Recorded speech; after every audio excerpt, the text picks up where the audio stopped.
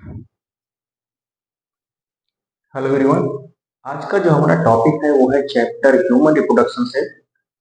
और previous lecture में हमने बात किया था ह्यूमन रिप्रोडक्टिव सिस्टम में मेल रिप्रोडक्टिव ऑर्गन्स के बारे में।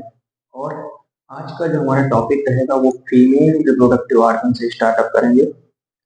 जैसा कि हमने बताया था प्रीवियस लेक्चर के में कि मेल रिप्रोडक्टिव ऑर्गन्स के दो पार्ट्स में क्लासीफाई किया गया था। एक तो प्राइमरी रिप्रोडक्टिव स्ट्रक्चर्स, दूसरा क्या था हमारा सेकेंडरी रिप्रोडक्टिव स्ट्रक्चर्स। ठीक है, ऐसे ही हम बात करेंगे फीमेल रिप्रोडक्टिव सिस्टम के बारे में। तो इसमें भी इसको क्लासीफाई करेंगे हम दो पार्ट्स में, तो प्राइमरी सेक्स ऑर्गन्स में, दूसरा है सेकेंडरी सेक्स ऑर्गन्स। ठीक है, हमने बताया था कि प्राइमरी सेक्स ऑर्गन का फंक्शन क्या होता है, हमेशा गैमिट का प्रोडक्शन करना। गैमिट को प्रोड्यूस कर रहे हैं, इसका फंक्शन किसका हो जाएगा, प्राइमरी सेक्स ऑर्गन्स में। मेल के केस में हमने देखा था कि प्राइमरी रिप्रोडक्टिव स्ट्रक्चर कौन सी थी, टेस्टिस। और प्राइमरी रिप्रोडक्टिव वो सॉरी गैमिट कौन सा था, स्पर्म। तो फीमेल के केस में हम देखेंगे कि प्राइमरी रिप्रोडक्टिव स्ट्रक्चर कौन सी है, तो ओवरी। और गैमिट कौन सा होगा, ओवा। क्लियर। फीमेल के केस में हम बात करेंगे सेकेंडरी सेक्स ऑर्गन्स की। तो प्रेगनेंसी में जो भी गैमिट प्रोडक्शन को छोड़ करके जितनी भी सपोर्टिंग फिनोमिना है, ठीक है, वो किसका फंक्शन हो जाएगा, सेकेंडरी सेक्स ऑर्गन्स का। क्लियर। सेकेंडरी सेक्स ऑर्गन में कौन कौन सी चीजें आ सकती हैं, डक्ट हो सकती हैं, ग्लैंड्स हो सकती हैं, और एक्सटर्नल जेनाइटेरिया हो सकते हैं। डक्ट की अगर हम बात करते हैं तो ओविडक्ट, फेलोपियन ट्यूब, जहां पे फर्टिलाइजेशन का प्रोसेस होता है। क्लियर। दूसरा है हमारा यूट्रस, जहां पे क्या होता है, एम्ब्रियो का डेवलपमेंट होता है। थर्ड वन हमारा वेजाइना। क्लियर। तो ये हो गई हमारी डक्ट्स। अगर ग्लैंड्स की बात करते हैं तो बार्थोलिन ग्लैंड हो गई, पैरा यूरेथ्रल ग्लैंड हो गया, ये हमारी एनसीईआरटी का पार्ट नहीं है पैरा यूरेथ्रल ग्लैंड, इसको स्किप कर सकते हैं। एंड थर्ड वन हो गई हमारी मेमरी ग्लैंड, जो नरिशमेंट प्रोवाइड करती है बेबी को। ठीक है। अब एक्सटर्नल जेनाइटेरिया की बात करते हैं तो पहला कौन सा है, वल्वा। ठीक है। मॉन्स प्यूबिस हो गए, labia majora, labia minora, and clitoris. Clear. तो ये primary and secondary sexual structure हो गए। अब बात करते हैं स्ट्रक्चर जो है हमारी वो है यूट्रस। ठीक है। यूट्रस की बात करते हैं अगर हम, तो देखो ये है हमारे यूट्रस का मेन पार्ट। ये यूटेराइन केविटी है इनर साइड में। ठीक। और साइड इसको क्या बोल रहे हैं, यूटेराइन फंडस।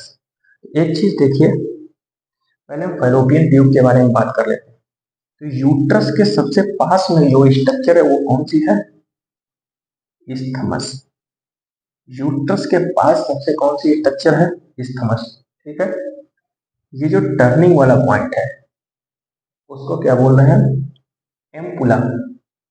एम्पुला की अगर हम बात करते हैं तो गैमिट प्रोडक्शन के बाद मेल और फीमेल गैमिट जब सेम टाइम में इस एम्पुलरी रीजन पे पहुंचते हैं तभी प्रेगनेंसी पॉसिबल हो पाएगी।